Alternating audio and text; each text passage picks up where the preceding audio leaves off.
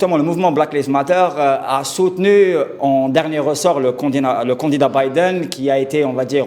qui a été obligé de faire appel à la gauche du Parti démocrate représenté par le sénateur Bernie Sanders qui, lui, est très très proche du mouvement Black Lives Matter. Justement, le mouvement Black Lives Matter représente une autre vision des États-Unis et du monde luttant contre ce qu'on appelle le suprémacisme blanc qui est aussi, si tu veux, une mouture du mouvement raciste international qui a connu ses heures de gloire sous justement le colonialisme globalisé, l'apartheid en Afrique du Sud et qui malheureusement perdure encore par exemple en Palestine, soumise encore à un régime d'apartheid assez violent. Donc pour revenir à l'événement des États-Unis,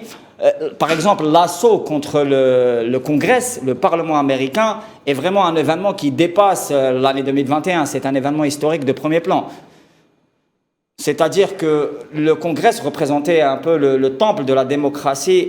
internationale. Et le fait qu'il y ait eu cette irruption-là, un mouvement violent, une irruption dans le temple de la démocratie, le jour même où le candidat Joe Biden devait être nommé président de la République,